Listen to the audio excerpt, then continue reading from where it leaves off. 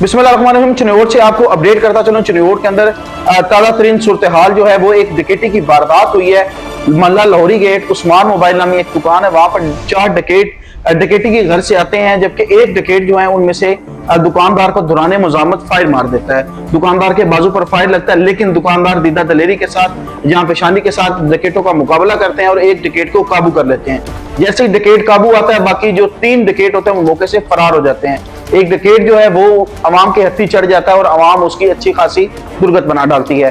दुर्गत बनाने के बाद चिन्योट पुलिस के हवाले कर दिया जाता है। यही मैं ये भी बताता चलूं कि काफी अरसे के बाद चिन्योट में ये अफसोसनाक वाकया पेश आया कि किसी जगह डकैती की वारदात हुई। इससे चंद दिन पहले एक डकैती की और वारदात हुई थी और वहां पर भी चिन्योट की अवाम ने डकैत को पकड़ लिया था। कि दूसरी दफा डकैत अवाम के हत्थे चढ़ गया और सीसीडी और चिन्योट पुलिस के लिए एक कड़ा चैलेंज है कि इस डकैत को पकड़ के इससे इन्वेस्टिगेशन करें और दीगर इसके साथी जरूर गिरफ्तार करें, ताकि इसके बाद इस तरह का कोई दिलखराश वाकया पेश ना आए।